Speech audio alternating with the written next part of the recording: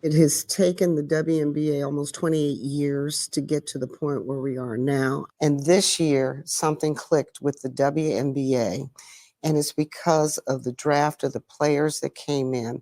It's just not Caitlin Clark. It's Reese. We have so much talent out there that has been unrecognized. And I don't think we can just pin it on one player. There has been, this phrase has been couched, hasn't it? The Caitlin Clark effect. Why do you think that has been the case? Well, I want to be very diplomatic about this. It's just the structure of the way media plays out race. I'm going to be very honest. I feel really bad because I've seen so many players of color that are equally as talented, and they never got the recognition that they should have. And I think right now, it is time for that to happen. So last night.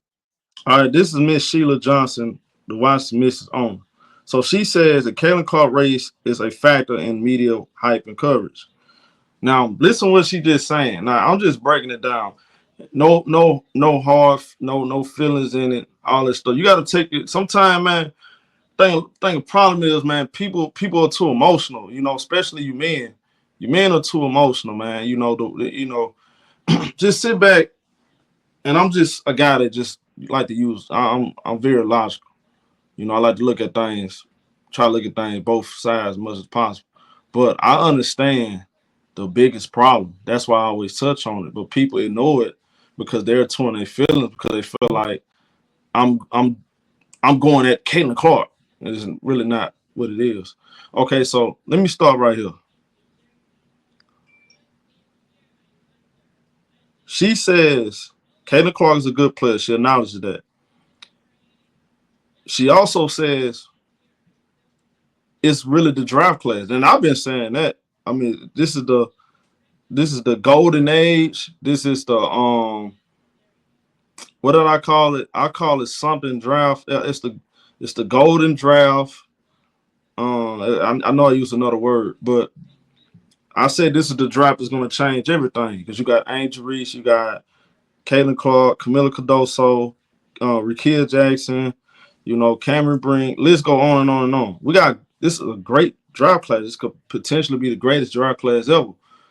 Now, what she said right there, I agree with. When she said Caitlin Clark is good, she definitely helped grew the league, but you can't put it all on her. Just say she did it. She grew the league, which is 100% true because we did our research and we put up all the facts, and it showed before Caitlin Clark came in the picture, the league was actually growing. The thing is, Caitlin Clark brought a lot of political people over. And y'all know why, because we all know why, right? She also brought our fans over, that's what's really needed. She needed the our fans. She needed the our fans to translate over to the WNBA and help support her team and watch other players in the league, right? I mean, that's how it's supposed to go. Like LSU fans follow Angel Reese over to Chicago, South Carolina. They follow their players. They support their players. They go into the WNBA. That's the positive part about it. The problem is it's the political people and the racist white supremacy group that's following Caitlin Clark because they latched on to Caitlin Clark after she lost to LSU when Angel Reese told her she can't see her and she got the chip. And they got mad and they used that moment to use Caitlin Clark as a symbol, as a victim. They want her to be a victim and also get behind they political views. And it didn't work out that way. This is all that's about. Those people that want Caitlin Clark to get behind their political views, they're the ones that's spreading most of this garbage that's out there. The beef is not the black women versus Caitlin Clark. That's not really what's going on.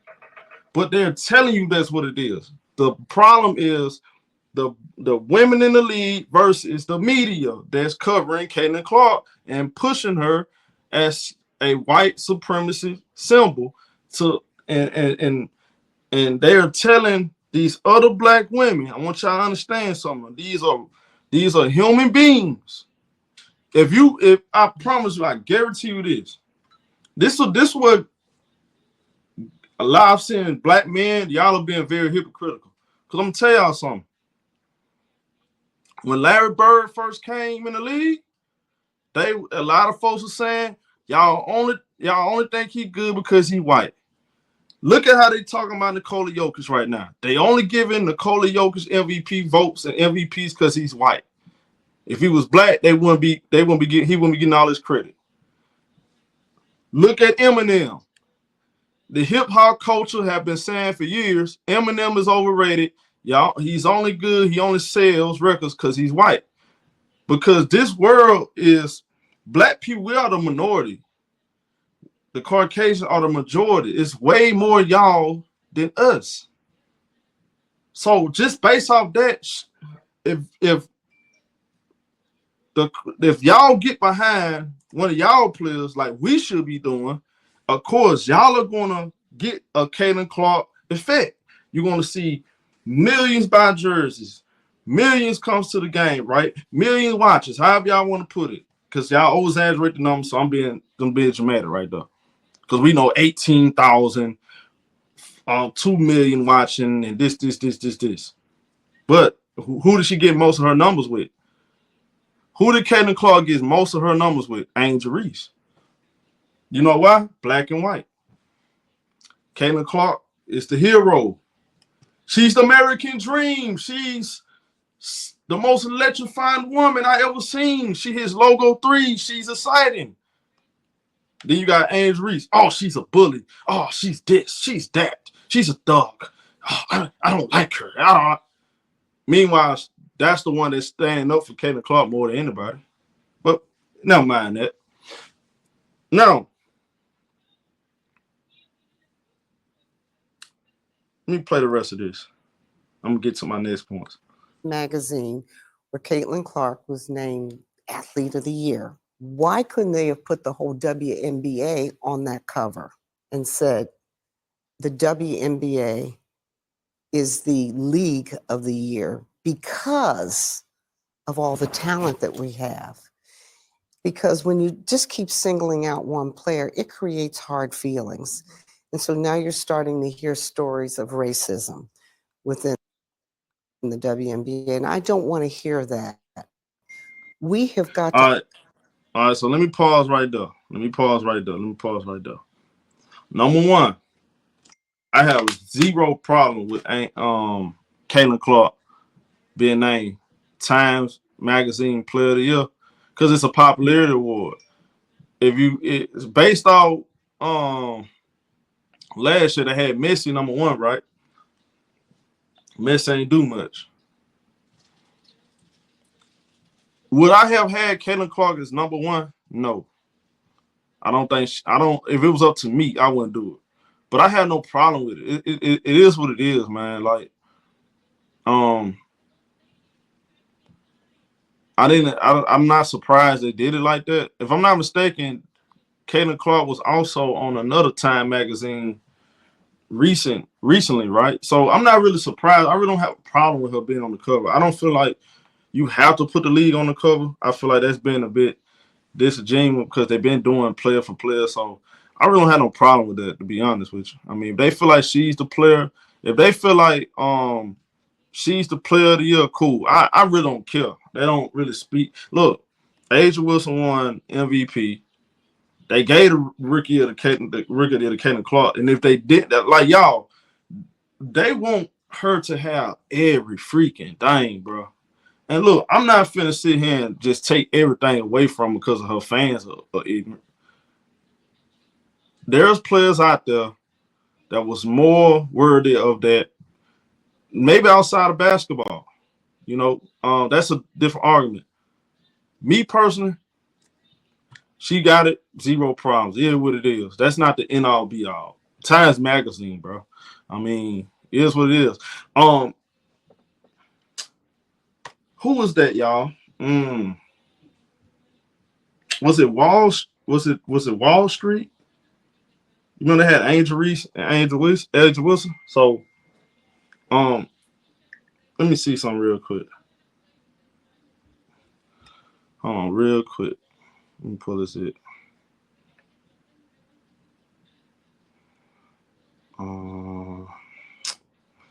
Angel Wilson. If I'm not mistaken, that's what it was.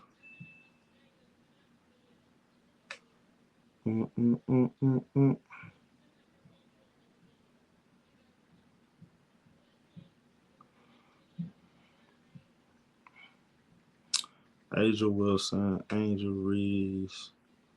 Wall Street Journal, right? Wall Street Journal.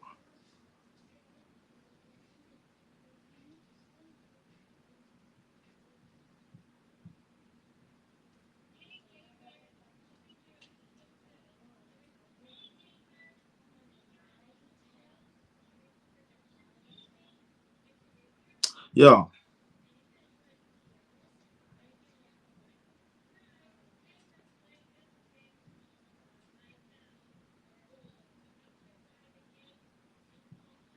Wall Street.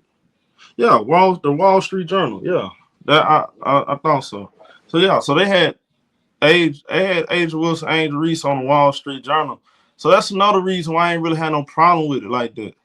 I mean, put her on the Times. That's cool because them two was on the Wall Street. So I mean, it don't really matter to me. That ain't really matter to me. That's why I ain't really trip about it like that. Operate and become stronger as a league and respect everybody that's playing and their talents. You mentioned Time Magazine, Yes. And Caitlin Clark has made a point of using that moment to say we need to celebrate the Black players in the WNBA and what they have done, and credits them for being so much the foundation of the success of the league. How important is that? If it shouldn't have to be the case. Yeah, she shouldn't have had to say that, but I applaud her for saying it. We cannot continue to operate because this division of racism is going to tear us apart. Kathy Engelbert was criticised, wasn't she, for not being firmer in her condemnation of the racist abuse online suffered by the players. What was your reaction to how she dealt with that? Well, I didn't want to think about it too much, but I think the players were right. She admitted that she made a mistake in the way she phrased it. And I just think she could have been a little bit more diplomatic and understanding of what the landscape of what's happening out there. Because the WNBA is at an inflection point where we're starting to really go up. And I don't want us to lose that momentum. What is happening now is perfect. But as I've also told many, many of our players, I said, this is just the canary in the coal mine. We have got to be careful because we're now entering into a new political climate. We do not want to draw attention to ourselves in a negative way, to have anybody use it as ammunition against us as athletes. How do you do that? What are your players saying to you about what they want to see happen? We all need to sit down. And I think our leadership with our commissioner, she needs to sit down and even bring a psychologist in. I don't know, but talk to the players. Agree. It's time for everybody to stop talking on their social media when it comes to this. Sit down and have a discussion as a league, man. That's the only way you're going to get past all of this. The more y'all keep allowing the media to separate y'all, like, it's going to continue to get worse and worse and worse. You know? All I know is this, man. It seems like to me, we got the strong, it's like, and no disrespect, bro, but I don't care what nobody say. the person that took the hardest hit out of all this shit is the one that's staying the strongest. That's Angel Reese. She took more shit than anybody, bro. She knows how to market herself. She knows how to, like, you know, she knows how to be humble and come in, and she handle her business and just get out the way, show respect to her peers, so show respect to the people that came before her. Like, she have done everything the right way, bro. Like, and she gets the most shit. That's the crazy part about it. She got the most shit. Like, she the one that's like, name another player that the media go against, stand up for Caitlin Clark like Angel Reese do. Like, for real, all the stuff she went through with her brother and her boyfriend liking racist tweets about her, and yet she's sitting there saying, man, this ain't her fault. We understand. And then y'all give her the most shit. That's why I understand y'all people, bro. Like, y'all are pointing y'all ain't got the wrong direction. Players and how we resolve the issues that we're going through. Because not only what's going through with the WNBA is happening in society as well. We're seeing it more and more. From the Karens that you see on social media, this has got to stop. We need to have a healthier America. And more than anything, I want to have a very healthy league. But here, I'm gonna tell you this too, though. Well, I do notice this though, man. They think and they want us to be gullible. They want to pull on our heartstrings. They say a lot of things. This year, I witnessed a lot of my people, man. They fell for the okie doke. They start allowing people to come in and make a mockery of us. And, so that's why people look at us. They like, well, y'all be quiet when anything else come up. Well, y'all can't be quiet now. And they want black women to, I noticed something though, bro. Like, among us men, I'm being real, y'all. Y'all know if this was going on in the NBA, y'all know how many people be vocal about it. They wouldn't allow Cooper Flag to come into the league, and they'll be saying Cooper Flag made y'all relevant. You see how the ratings are down? I'm gonna give y'all something. See how the ratings are down in the NBA right now? Say Cooper Flag was to come in the league and just and well, I'm gonna say it like this. Let's pause for a sec. Say he go up against another player in his draft class, and they both in the championship game, and he lose, and the players do some type of hand gesture or whatever, and they blow it out of proportion, and you know what I'm saying? They make that a storyline, and they transfer over to the league, and then now you got the political people behind him, and then the political people are saying the rest of y'all are bums, y'all don't exist. The league was trash last year. He making it relevant again. Yeah, and let me ask y'all a question. Do y'all think the black men in the NBA will sit back and allow the media to talk bad about them? No, they would not.